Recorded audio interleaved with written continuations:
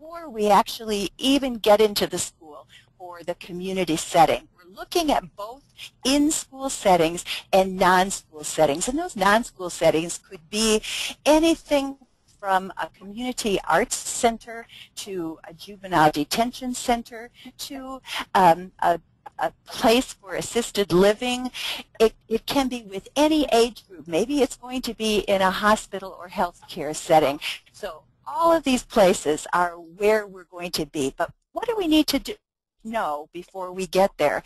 In our past seminars, we've touched on this, but today, let's hear what our today's guests have to say about this. So Judy, would you like to get us started? Sure.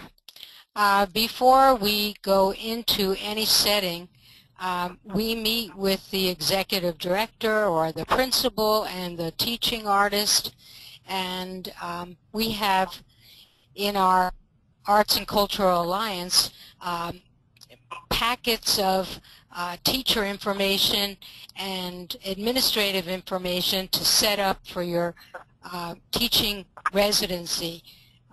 What the teacher is going to do, what they're going to do in between your visit, what their extensions are, and what we can expect to be done the next time. We also give them lesson plans for each and every time we're going to be there, and that includes room setup and preparation. So we try very hard not to leave anything out. One component also is perhaps a pre-testing or pre-survey of the goals you want to achieve in that residency. In one case, when I did a Holocaust program, the assessment was the same pre-survey and post-survey, so we could see the difference. Okay, Scott, excellent. I'm not going to hog the whole time.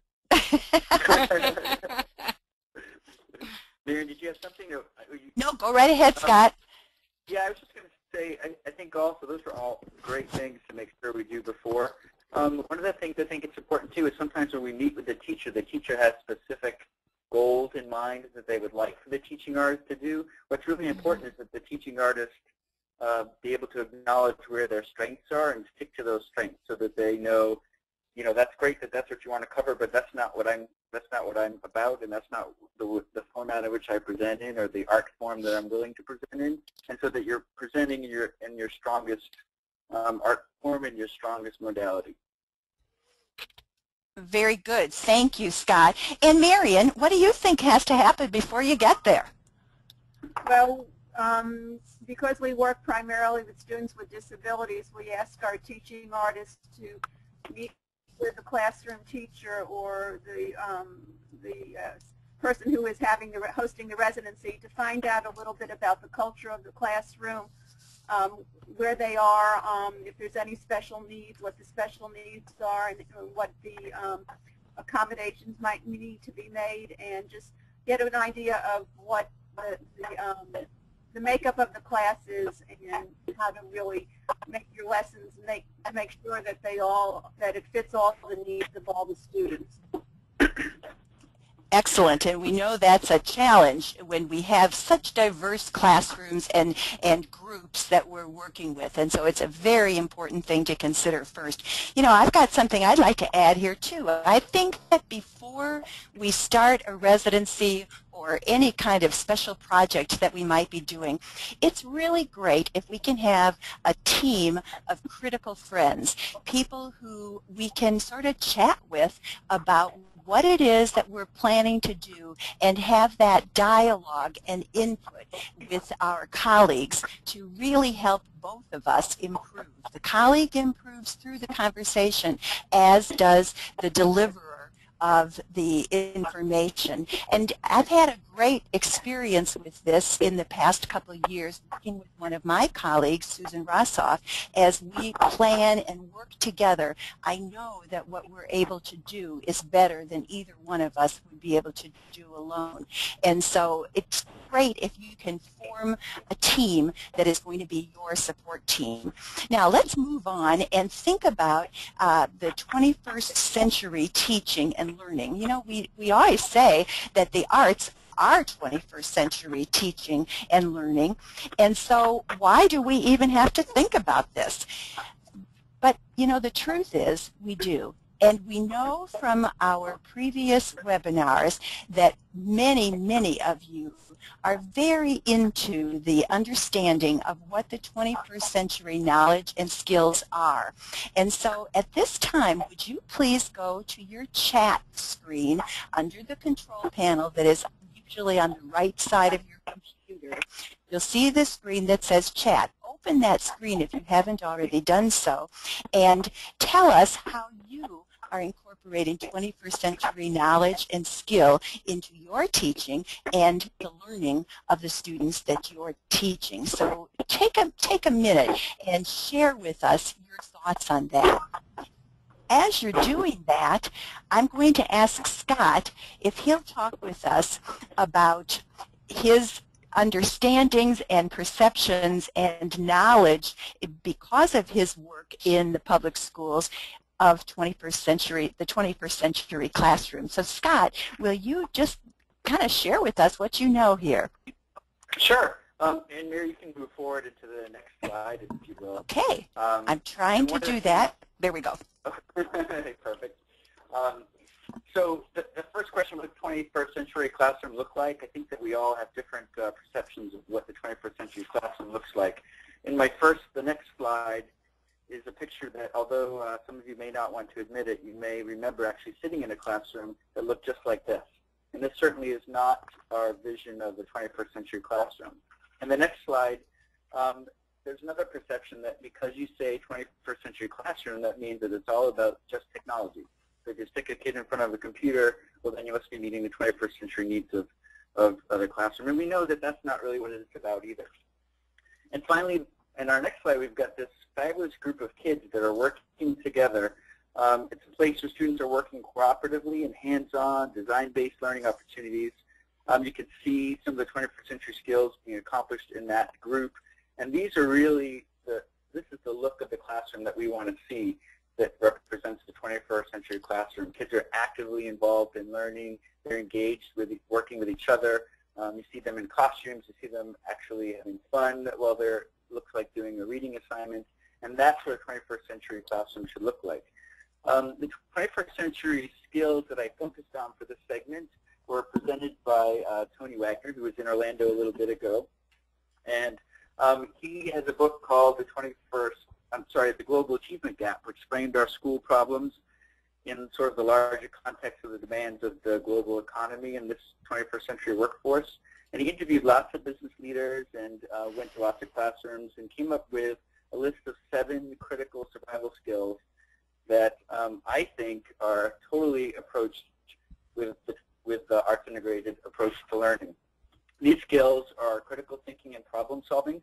Wagner shares that asking good questions, critical thinking, and problem solving really go hand in hand and represent the skills that are necessary for kids to participate effectively in our democracy and be successful in the future. He's really challenging us educators to make sure that we allow kids to be curious. Collaboration, leading by influence, is not enough to work through no more command and control leadership style. This is really about enabling students to lead by effectively communicating their position or their ideas. Agility and adaptability is very important in this new age. As we know, there's tons of information being delivered to us instantly at our fingertips. And students really need to know how to go through that and change with the moment, depending on what the information they're receiving. Jobs and roles in the workplace are constantly changing and evolving, and we've got to help our students be ready for that. Initiative and entrepreneurialism. Companies and corporations are saying that they need students who are self-directed and who can find creative solutions to some very tough, challenging problems. There's this great quote from Mark Chandler. He said, for Cisco Corporation, I love this because he says, if you try 5 things and get all 5 of them right, you may be failing. But if you try 10 things and get 8 of them right, you're a hero. And I think that really speaks to letting kids have an opportunity to try and fail and retry and fail and retry and fail. So it's not always that we've got to be perfect, but it's about the process. When we look at accessing and analyzing information, I'm sorry, did I skip? Yeah, accessing and analyzing information. We're talking about what did students do with all of that data that they see. Curiosity, imagination, of course, is something that we do so well in the arts and so well through arts integration. It's really an important aspect of what students need to be able to do in this new 21st century. So if we go next to how to... Good. Thank you on that, Scott. And you know, Scott mentioned the Global Achievement Gap by Tony Wagner. And when he was here in Orlando, I had the opportunity to hear him and to meet him. I bought his book, and I, like Scott, recommend it heartily because I think it gives us another understanding of the students that we are meeting in our schools today.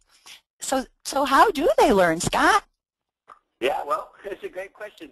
You know, there's lots of options where, you know, what kind of learner do you have in your classroom? And it's important for us to know as the teacher or the teaching artist that's walking into the classroom, what type of students are in that classroom. Are they interpersonal learners?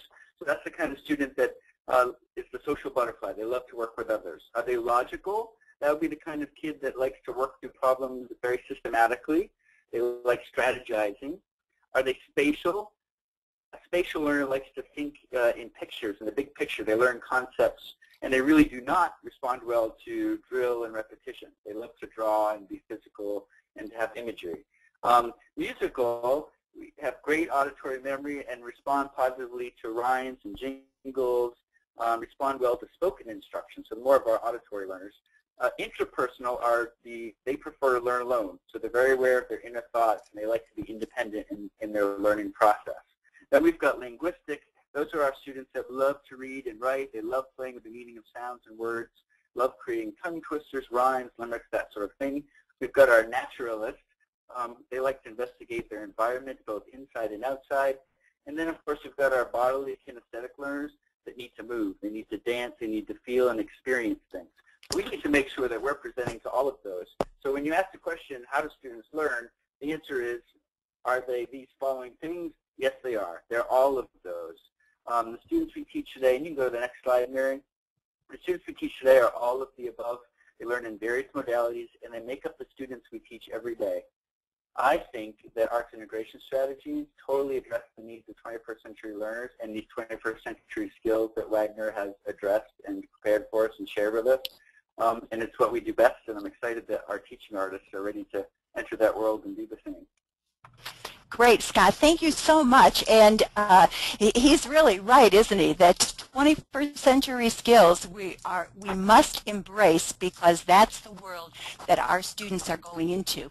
Many of you have contributed some ideas to the question of how are you incorporating 21st century knowledge and skill into your teaching and their learning. Enrique Pugh tells us that at the Mortgage International Reading Center at UCF, they've investigated and created a whole 21st century learning environment in what they call the Millennium Gallery. They're working on changing people's thinking about 21st century by constantly referring to the learning environment rather than the 21st century classroom. Now that's a cool idea. We have to kind of change our language in order to meet the changing environment that we find ourselves. Christy Calloway, welcome. We're glad to have you with us today. Christy is the Executive Director of the Art Schools Network, a national group of art schools that is a very stimulating, powerful group. And what she's pushing her group to do is meet virtually. That's pretty 21st century too, isn't it? Deborah Klein is telling us that she incorporates computer technology and computer graphics and also cross-curriculum projects so that she can use those multiple intelligences that Scott was talking about a little earlier. Erica Morello says she tries her hardest to teach in any physical way possible to keep the students very active. And all the brain research is telling us that's exactly what we need to do, and is get up and move and incorporate that modality into our learning as well. Well, if you want to get some more information about the Common Core, there are a lot of places that tell us about the Common Core as well as the 21st century skills and strategies. And so on this listing here, you see a number of websites. I will send this to those of you that are on this so that you'll be able to click in and read a little further about any of these topics that are of particular interest to you. And actually, because we're in this field, probably all of these topics are of interest to all of us at this point. Now, how about teaching artists contributing to the development of HOTS? And of course, you know by that, I mean higher order thinking skills. And so how do you contribute? While you give us some of your ideas, either in the question section or the chat section of your screen, while you're giving some of those ideas, let's just kind of review what some of those higher order thinking skills are. Scott really mentioned a lot of them when he was talking about what are termed 21st century skills and ideas. The idea of collaboration. In fact, business leaders across the country indicate that being able to be a member of a team and to collaborate is the #2 thing that they're looking for in employees. Adaptability, the ability to analyze things, problem solving, and now, probably even more important than solving the problems, the idea of forming questions is considered to really be critical to the 21st century environment. The creative solutions to problems, though, is the #1 thing that today's employers are looking for. So take a minute and share with us your ideas about what you're doing to help your learners teach and learn using their higher order thinking skills. It really is something that we have to plan ahead of time. And so I'm going to ask Judy to share with us some of her ideas about what we do in our residencies to encourage this development of higher order thinking. Judy? Well, I think for myself, the students that I work with create something that I call a memory keeper.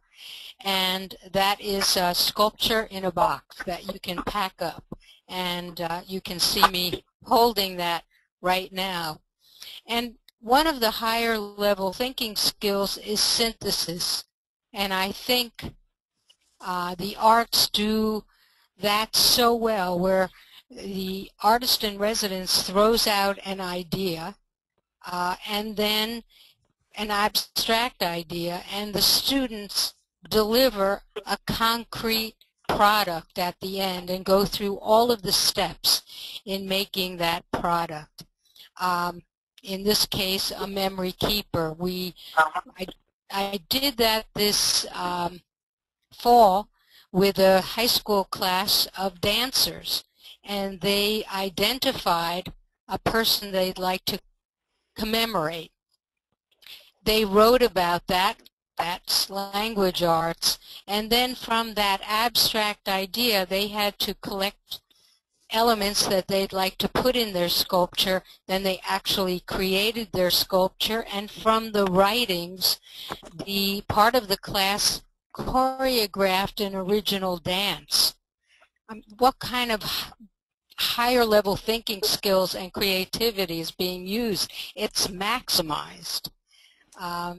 And they selected the music, the props, the costumes, and in addition to creating a large sculpture from these small sculptures, they did an animation as the backdrop of the writings and the sculptures being created as they were dancing.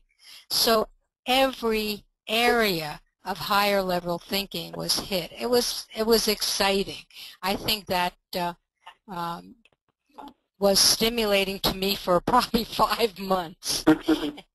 And it made getting up at a 7 o'clock class really worthwhile. And that's saying something, isn't it, Judy? Yes, it is. Excellent. Well, thank you so much for those great thoughts. And Scott, so what do you think? How can we encourage this higher order thinking in our students?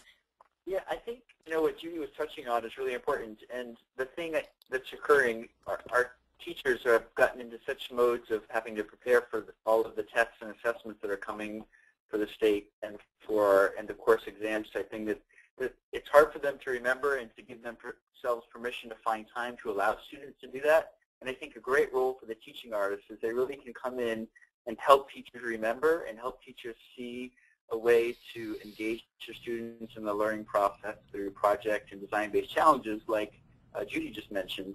And then they're really helping students use all those various modalities to demonstrate their understanding of the learning goals, which teachers, again, don't always give themselves permission to do, but the teaching artists can come in, have that experience. They don't have the same pressures of the exam that's pending and can really remind educators that, you know, this is a possibility, that learning can be fun and engaged and active and still get the results we need so that they're successful.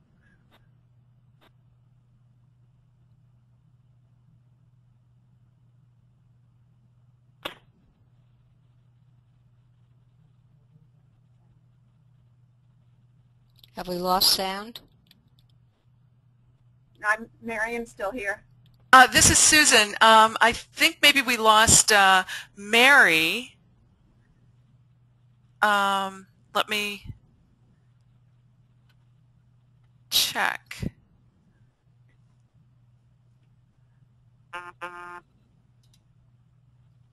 She apparently she dropped off. Let's see. What was the next? Well, this is Mary, and I think that Mary was going to ask me how our teaching artists work with the higher order of skills. I could respond to that if you'd like. Okay, go ahead, and I'm going to send Mary a little message that she needs to dial back in. Okay. Oh, well, throughout she our must hear us. We just can't hear her. Okay. Throughout our residencies, our teaching artists work with the students to have the students help guide them in what would be the best way for them to approach the project. We open the door to have different kinds of interpretations for the same kind of activity. So if they're making a piece of working in clay, that there's different ways of using the clay to finish the project. We also know that down in Miami, with a number of our performing artist residencies, we have teaching artists who will work directly with the students to have them write the skit and make their costumes and choreograph the music. So it's similar to what Judy and Scott have talked about. Great, Marion. Let's go ahead and have you talk to us a little bit about what is VSA. Okay, thank you. We are the state organization on arts and disability. We're a not-for-profit organization. We are housed at the University of South Florida College of Education.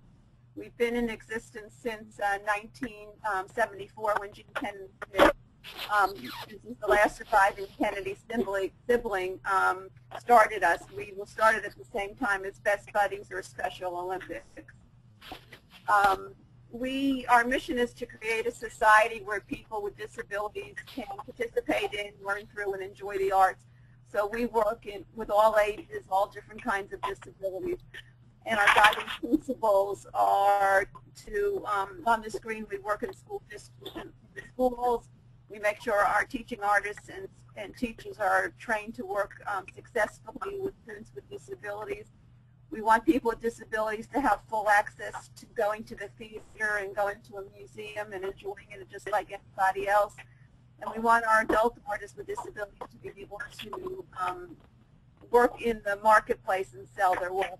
If you just want to think about it, we want people with disabilities to be included at the table where everybody else is included. No exceptions. We don't really want special treatment. We just want to be included. Excellent. Want to talk to us a little bit about the universal design model, Marion? Right. The universal design model, again, came from CAST, and it's a model where we look at it deals with the 7 levels of how people learn that Scott talked about. and it looks at providing different ways of presenting the same information. So people who we know learn differently can have a way to learn through their specific way of learning. So we provide multiple means of representation, multiple means of expression, and multiple means for engagement. So it's working at the project in all different levels, so you can have, it's not just one right way of answering, there are multiple ways of answering. So the next slide talks about, shows the different levels of, in a more detailed explanation of what the levels of representation, expression, and engagement are. And Marilyn Farber is here, and she can talk to you a little bit about what it might mean. Give a few examples.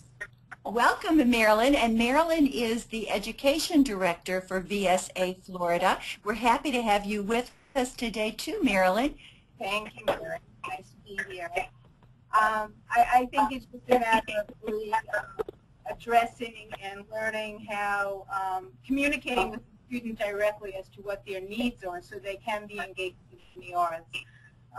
For an example, we have a student who was paralyzed from the neck down, and it was the classroom teacher who realized to put the paintbrush in a baseball cap so that he could then still do painting and create his art. So it's that, you know, that taking that time to collaborate with the students and figuring out what they need to be able to participate.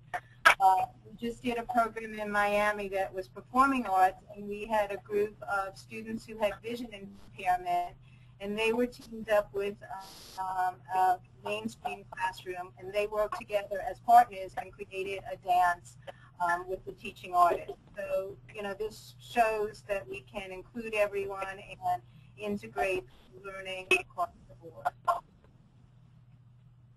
Great. Thank you so much. What was that? I'm hearing some funny little sounds on my computer, but our attention is going to go to this curriculum map that is such a great way to lay out what you're going to do in a lesson. Some of you may have seen various curriculum maps because there are lots of versions of curriculum maps that can be very useful in really systematically looking at what your lesson is. So Marion and Marilyn, would you like to share a little bit with us about this curriculum map? Right. The curriculum map is, we've been using it from, again, working with the CAST people, and it's a universal tool for all VSA programs around the country to use. And as you could see, it helps teaching artists define what their goal is, their theme, their enduring understanding, what the big question is that they're going to answer through their residency work. And this would be worked on with the classroom teacher that you're working with. It would be an agreed upon tool, agreed upon goal. And the outcomes are specifically laid out for each one of the sessions, and we do 8-hour sessions in our residency program.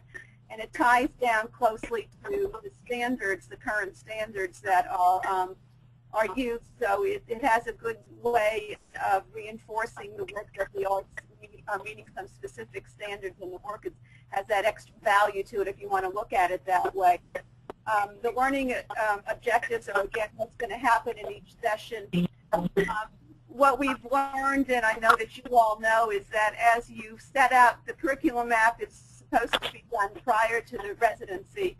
But as you go into your residency and work with your students, you know that your original set of activities and goals might have to be changed because you're now learning about the different learning styles of your students and what they can or cannot accomplish within your specific time to be there with them.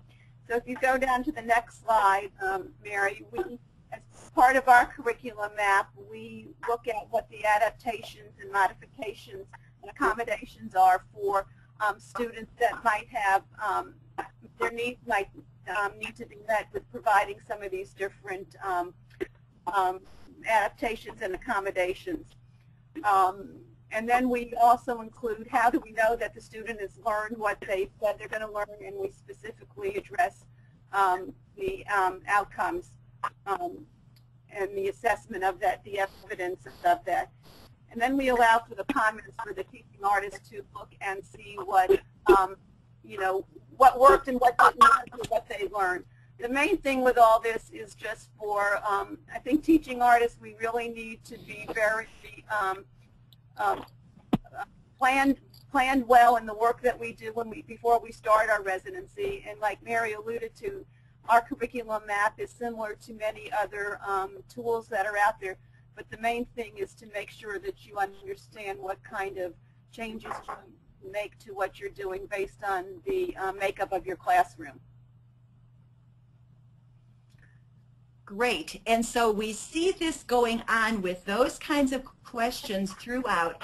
One of the things I really love about this map, Marilyn and Marion, is that the entries are kind of short. And it's not like you have to spend a great deal of time filling out a bunch of information, but rather you're reminding yourself of what you're doing, and then you're reminding yourself of what went well or what happened the last time you were together, so that this provides just a lot of really great information that will help in that planning. And I love how the 4 weeks of the residency are lined up so that you can see exactly what the progression of the learning and the teaching is going to be. So thanks so much for bringing that to our attention, both of you, Marion and Marilyn. And now let's go back to that question.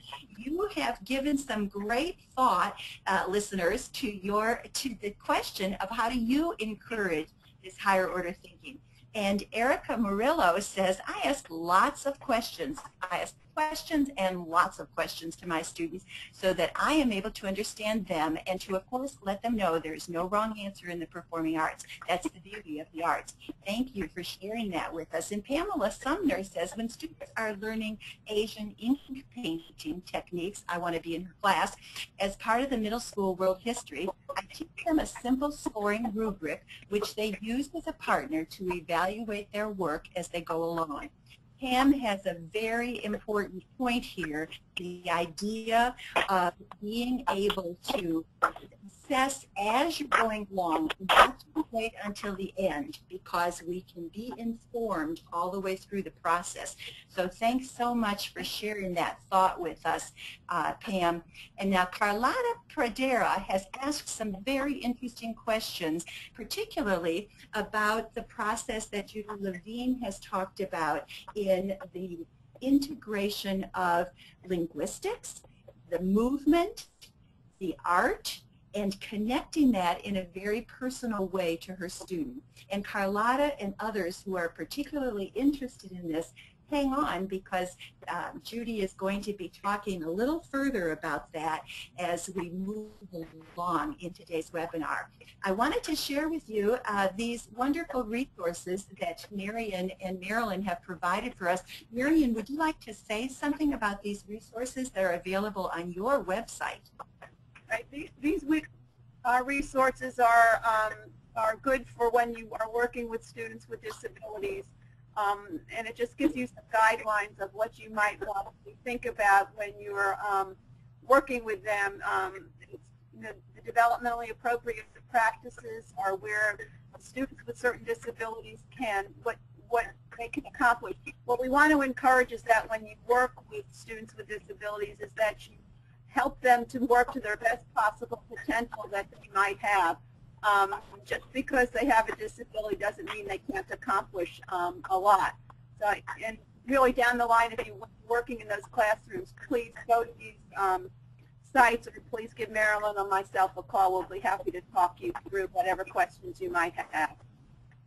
Excellent. You know, as a past president of VSA Florida, I know what a wonderful organization this is and all of the resources that are provided, and how great Marilyn and Marion and all of the others at VSRA are, and they really truly are available to help you. So I hope that you'll take advantage of that and be in touch so that you can have some personalized attention that will really help you.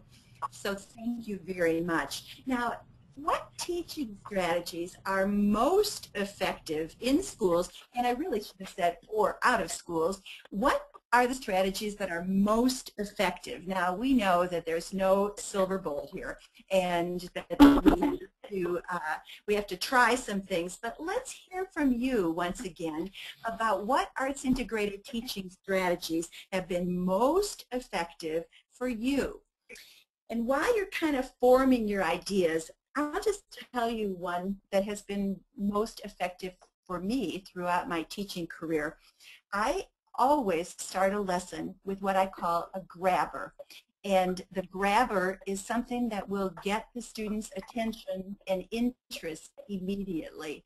And I know that often we have sort of routine things that we must do, like taking attendance or collecting money for something, or, you know, we have all that kind of stuff to do. But when we do that, when the students first come into the classroom, sometimes we turn them off before we have a chance to turn them on. And so think about how you can start the lesson with a bang. I always say start with a bang, put any boring stuff in the middle, and end with a bang. Because what people really remember is the beginning and the ending. And so make them really good. And so I know that our special guests have some great ideas that they can share with us about this. Scott, have you got anything that you think, you know, really is the way to go in the classroom? Sure. One of the things that I have observed and attempted to do myself on a regular basis when teaching is really empowering students to be able to make choices to direct their learning. So in a classroom setting, maybe whatever your lesson is, the students really feel like they're making decisions about where they're going with what the learning goal is. So what are the activities around it? They're assessing and evaluating what they're learning. So they're really the decision makers, and I'm really sort of the guide to get them there where I want to get them. Of course, you're guiding them towards what you want, and you're helping manipulate, if you will, what we want them to learn. But ultimately, they feel that they're responsible and that they own the process of learning in your classroom. And I think that that completely engages students, and it makes it personal to them so that it really means something and they value it. You know, I think you've said a super important word here, the idea of personal to them, because that's really what matters, isn't it? Great. Thank you so much for that. Marion, how about it? What do you think? Well, I totally agree with what Scott said. We often start our residencies with relating the activity to something that's within the child's, what they might have done this week or what they know about what's going on, what the activity is all about. So if we're doing something about going to the beach, engaging them and talking a few minutes about what they, have they ever been to the beach, what's the biggest water that they've ever seen, do you like the water hot or cold, or just getting them to answer some questions about their experience with the topic at hand. And that also helps us as teaching artists to know where they're coming from and how much explanations will need to be made. Excellent. Knowing who they are really matters, doesn't it? Yeah, thank you so much, Marion. And Judy, what's been the most effective for you? I think personalization as well. I was given a topic to teach the Holocaust, the Kindertransport, in 11 classrooms last year. And then the students saw a production at the Van Wezel called My Heart in a Suitcase about the Kindertransport. And I really mulled over how you attack, how do you teach such a touchy subject, such a powerful subject. And I thought about the idea of home.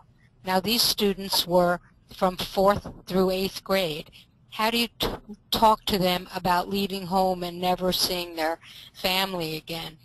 And we made small houses, and that's what I was holding in the slide that you saw in the beginning. And by personalizing it, what if you had to leave home, what would be the things that you brought with you? The students wrote about it, as well as translating or synthesizing that idea into a memory keeper. And it was powerful, really powerful. Many of them knew nothing about the Holocaust, or they thought that Hitler was a funny guy with a mustache. That was the pre-survey. The post-survey was paragraphs long in answering these questions. So they got the idea. They really got the idea. So personalization to me is very important. Excellent, Judy. That is so important. And you know, in this photo of Judy, we're seeing her holding the beautiful memory box. And for me, that memory box that she's holding could be right at the very beginning of the lesson, and that is going to grab the student's attention. But then when she goes on and talks about personalizing it for the student, further deepens what their interest is. So it's a beautiful example of what we're trying to do.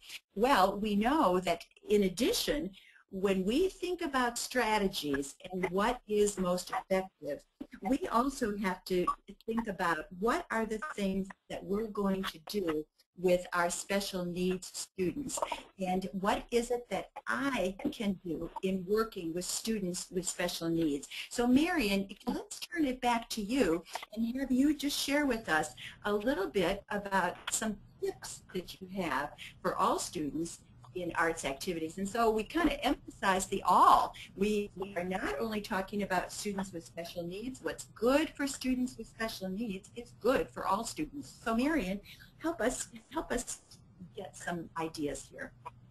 Okay, thanks. And Marilyn and I we'll speak together on this topic.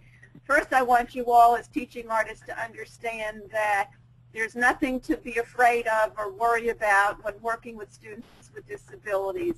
They want to participate. They want to make beautiful things just like anybody else. It just might take different kinds of strategies for you to get them to do that. And sometimes it takes a little bit more time for you to be able to get them to start working on the project the way you'd like to do it. One of the things, Scott, you had talked about making choices, and that's exactly one of the strategies that you need to do when you make choice, when you work with the students with disabilities. But just a tip, when you do that, whatever choices you give to a student in your classroom that might need different kinds of material or something, those choices should be made for all the students. Because again, we want to be inclusive in what we're doing. We don't want the student with a disability to be outside there doing his or own thing because he's had to make different materials or things like that.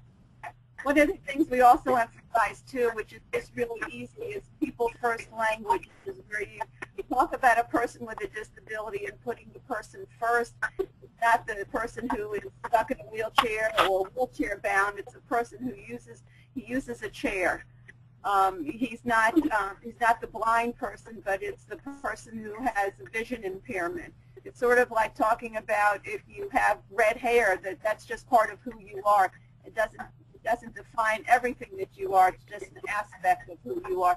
So we try to be very careful about using appropriate language. And this information is on our website that you could look at the different kinds of words to use. People are not autistic. They are on the spectrum. It's an ASD, it's called. It's autism spectrum disorder. So we've learned that there's so many individuals out there who have been diagnosed as being on that spectrum. It runs from having Asperger's, which is a very moderate form of it, to a very severe form. And you will know by working with your classroom teacher about the different disabilities that might be evident in your classroom. A lot of times we're asked make either an accommodation and for working with the students. And Mary, if you could show that slide, the next slide on accommodation. It's the way you teach or assess student learning, or change the material, or change the learning environment around. Maybe make the table smaller, or maybe the buddy system to work with your student. You're not changing the outcome of what they are learning, but you're changing how they're going to approach the task.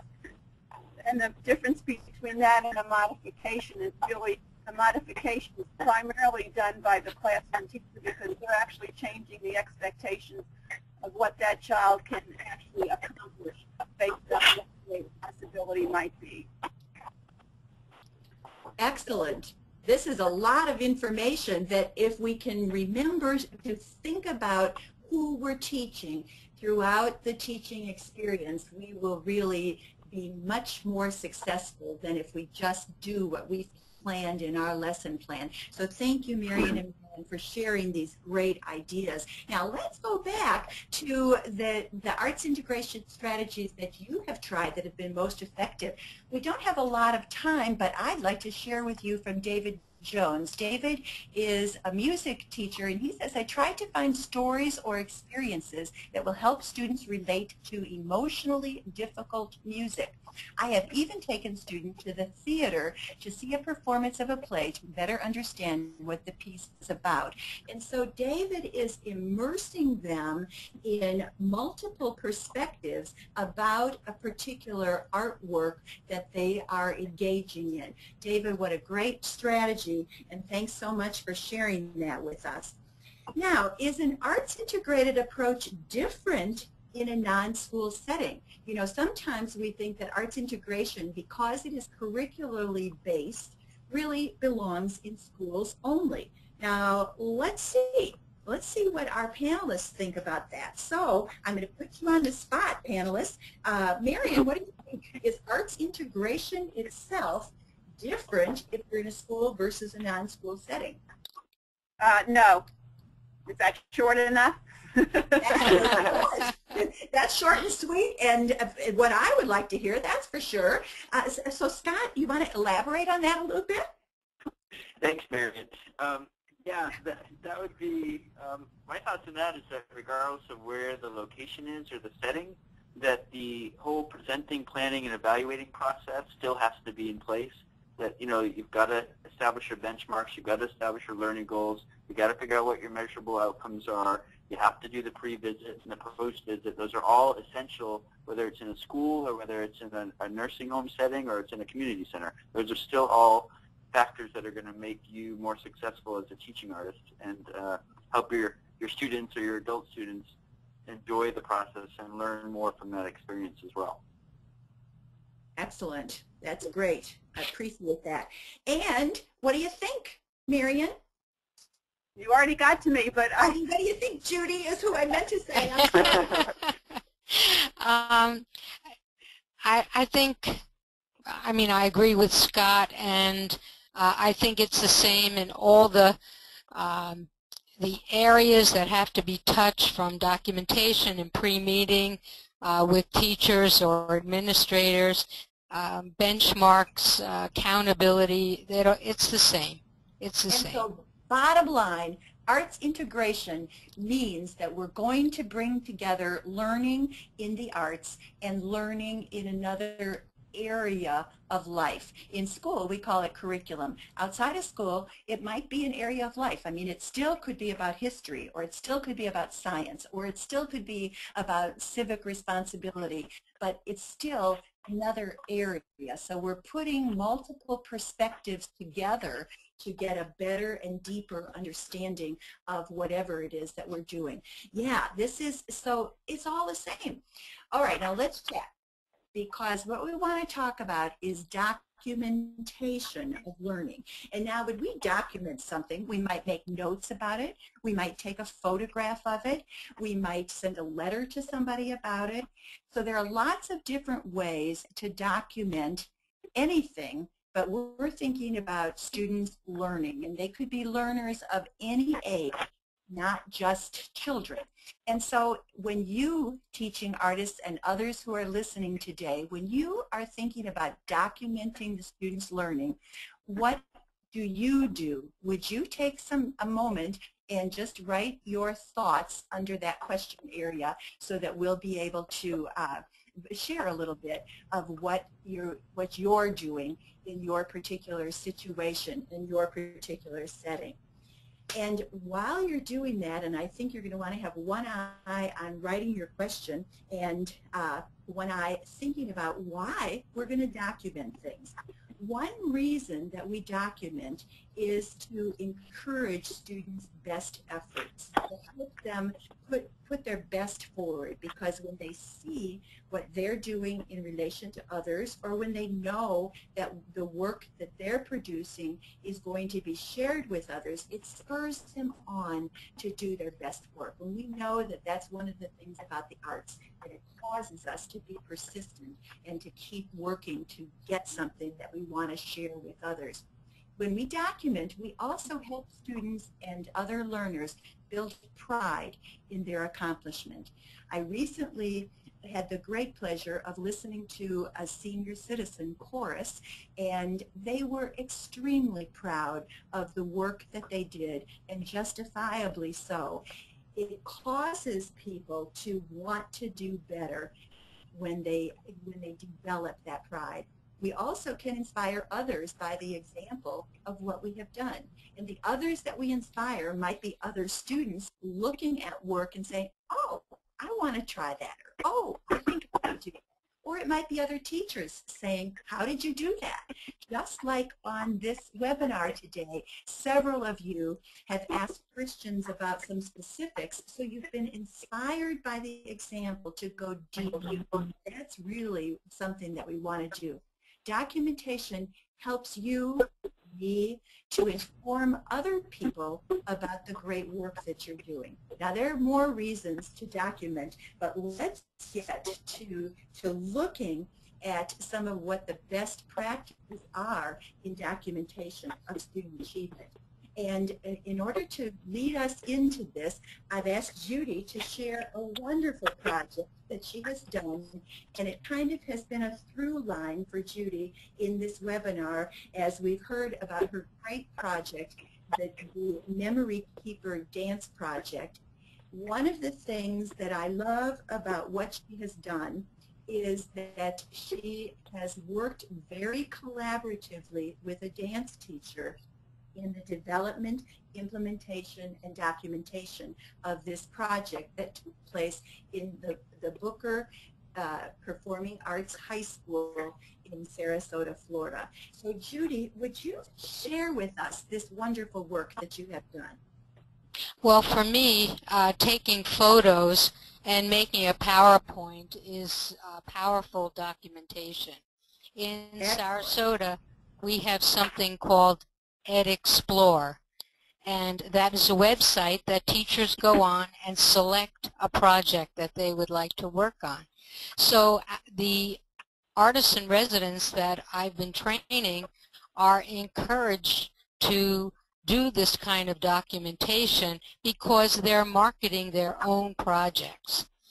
This is the dance program, the dance project, the residency that I did, where the students had to identify someone in their life. This person did some amazing writing, and one thing that we outlined was we are exact replicas of each other. She's talking about her father. Other students in collaboration read the students' writings, and they highlighted what they wanted to convert in their dance piece. Can you go on? Yes. I always like to, as an assessment, I usually have an evaluation that has the same questions, but for the students at the end of the residency, I have a reflection. And it says, why did I pick my father, and how did you symbolize your ideas and your memory keeper? So they're really pulling out some of their ideas and expressing it. So that's communication. Go ahead. Great. There's just the template that I use for assessment. And that really helps to guide what the students' thinking is in developing it, and now they get a chance to really justify why they chose particular things. Great. Right. What was amazing to me is how the students opened up. One of our artists in residence called an artist in residence coming into the classroom a fairy godmother, an angel. And they stay for 6 or 8 weeks.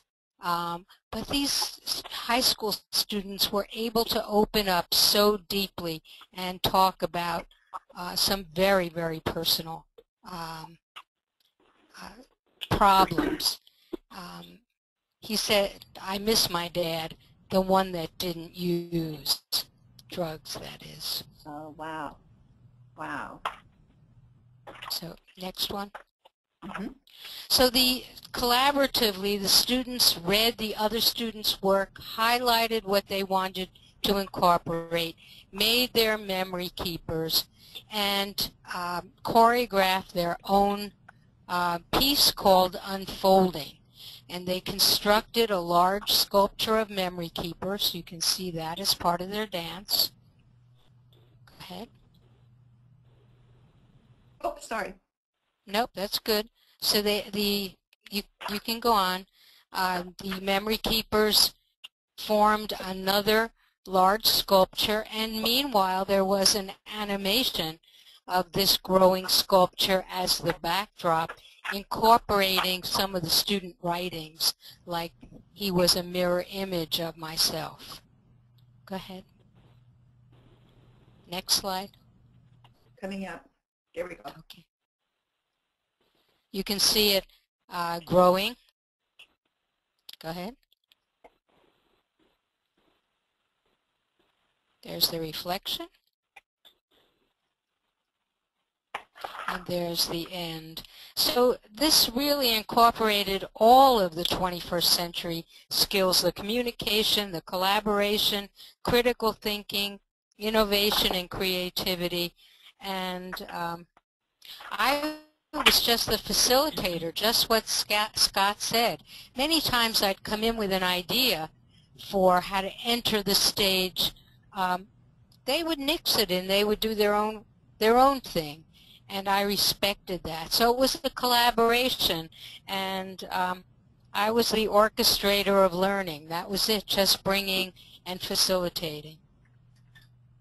Great. Thank you so much, Judy. Isn't that a wonderful project, everybody? Thank you for sharing it, and we really look forward to hearing even more about it in the Compendium of Best Practices for Arts Integration that will be published shortly by the Florida Alliance for Arts Education. So thanks for sharing that, Judy. Oh, I have just one more thing to say. It even got good reviews in the Herald Tribune of Sarasota. Well, I'm so glad that it was in the newspaper so that the work that you were doing could be shared with the whole community. And I was excited. Yeah, that's great. Thank you. And Marion, any thoughts you'd like to share with us about documentation and leaving behind what the work is that the teaching artist has done?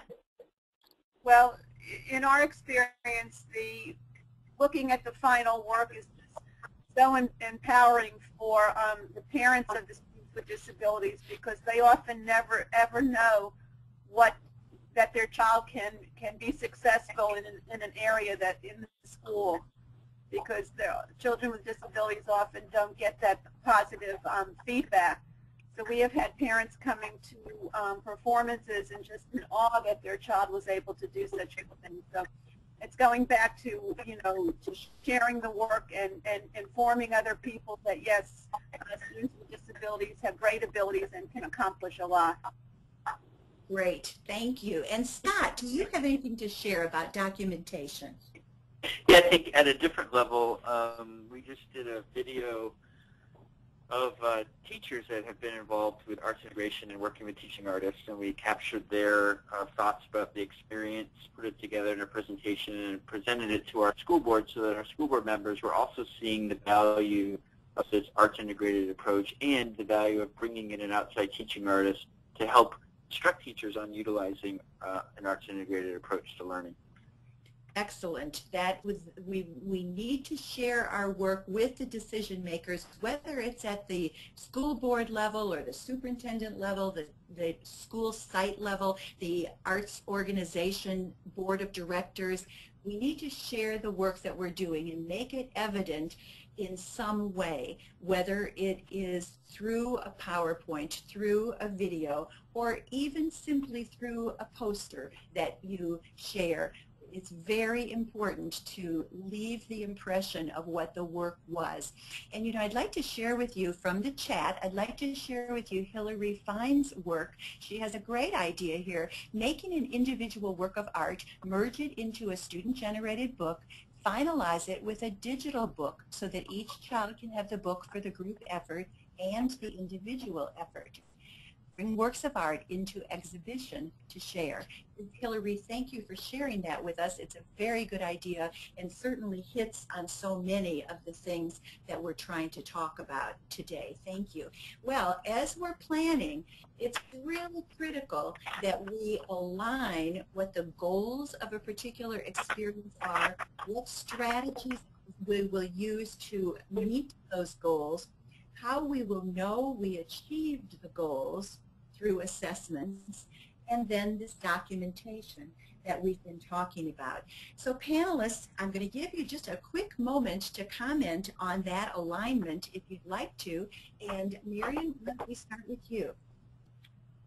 Well, going back to our curriculum map, that's how we have our teaching artists align all that. So the documentation is just as part of what is expected of all our teaching artists in the residencies. And just as you mentioned, we use that documentation to go to all our decision makers and show them the impact of what we do. And it's not as hard as people might think, but it's a very valuable part of our experience. You can't do the work and not tell anybody about it or showcase it. That's very important. Thank you. And Judy, anything you'd like to say about this alignment? Well, we have the same evaluation assessment for the artists, the teachers, and the students. And we compile that information and we can share it with the decision makers. That's very good. Yes, very important. And Scott, anything you'd like to add? Yeah, I was just at the Kennedy Center a couple weeks back with some training, and they used this quote I think sort of sums up why it's so important to make sure we're doing those goals development, aligning the strategies with those, and doing assessments that support the learning that we are looking for. And that's, if I can remember, productivity is never an accident. It's always a result of a commitment to excellence, intelligent planning, and focused effort. And I think it's important that we remember as teaching artists, even though we know what we do, we know our art and we know how to do our art, it's important that we still take the time to do that alignment process where we're aligning those goals with our strategies, with our assessments, and then making sure our documentation reflects all of those. Excellent, and that is so critical. So yes, okay, well now we've mentioned assessment, we've kind of been skirting around it, and sometimes we think as teaching artists that, really? I'm supposed to assess them as well?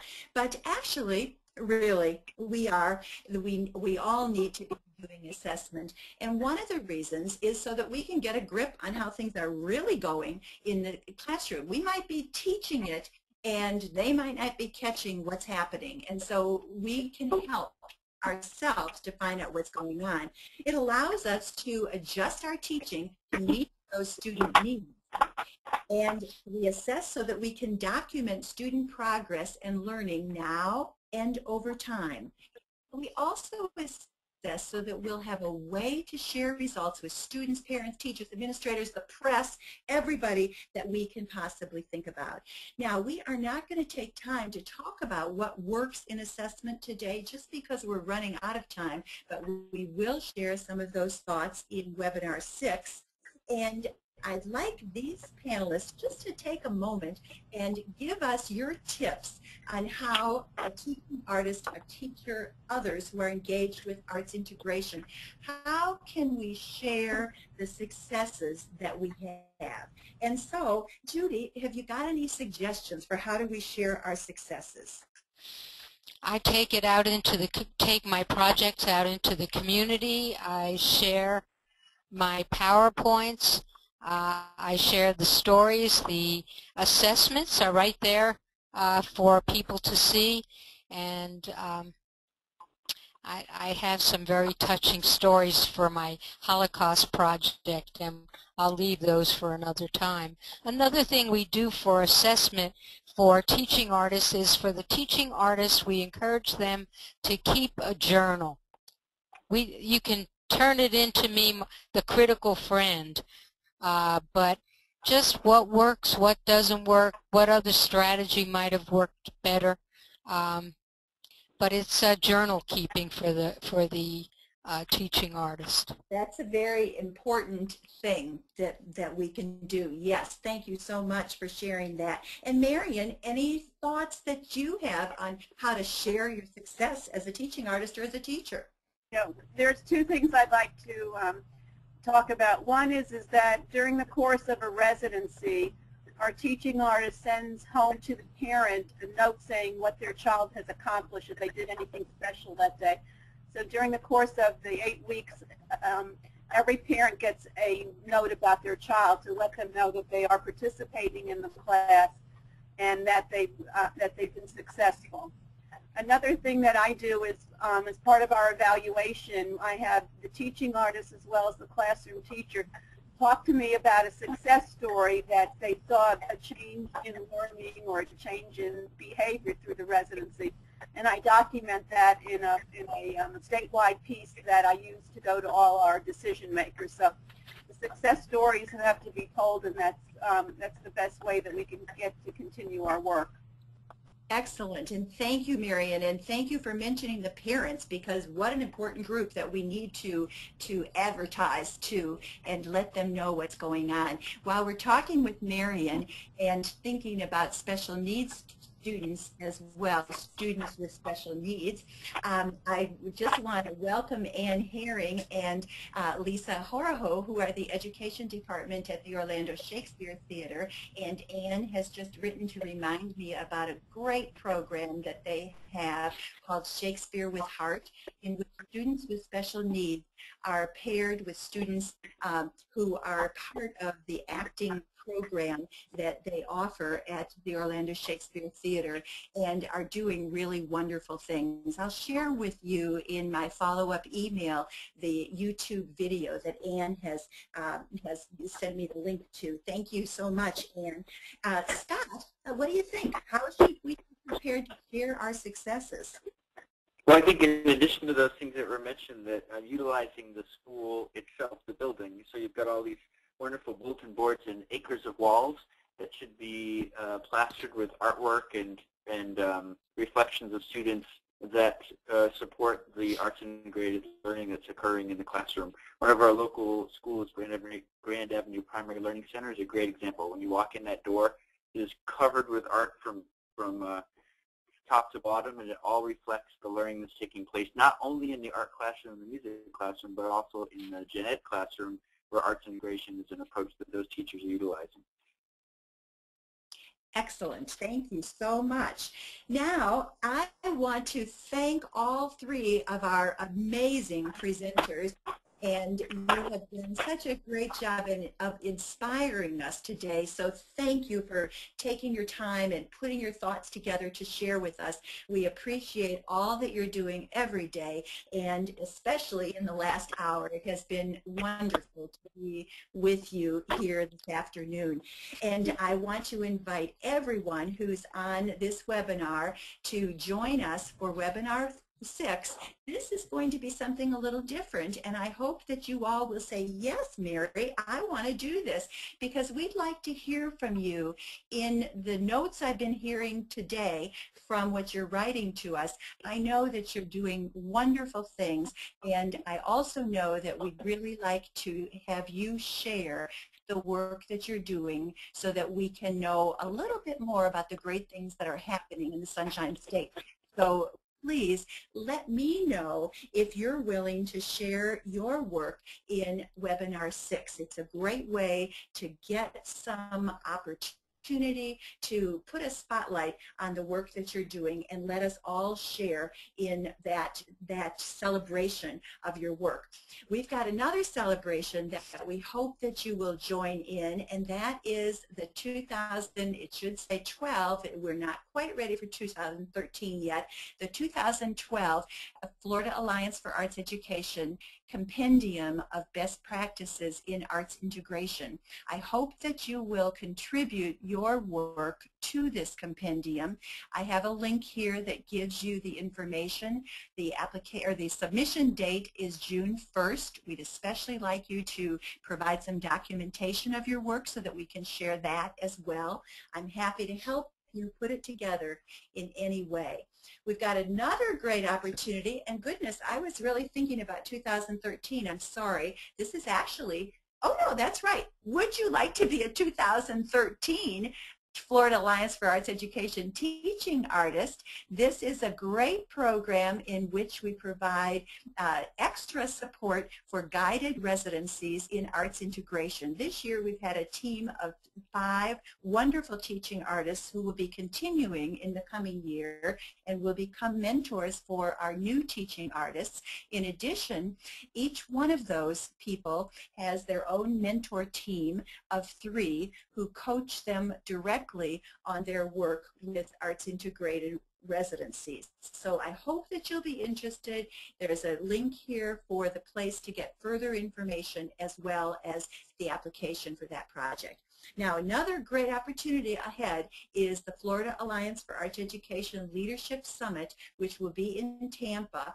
We're having an artist showcase on Saturday morning, June 16th, beginning at 8 a.m.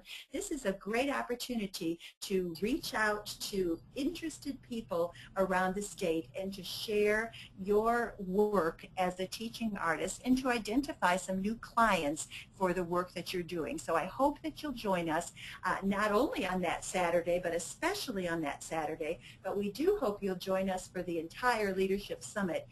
We will also have, as a part of the summit, an arts integrated track that will go throughout the 2.5 days. So I think there's a lot there that will be beneficial and exciting for you. So we want to thank all of you for being with us today, and especially thank you to Marion, Scott, and Judy for sharing their expertise with us today.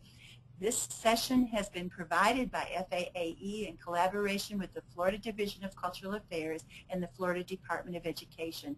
Thank you all for being with us and for sharing the work that you're doing.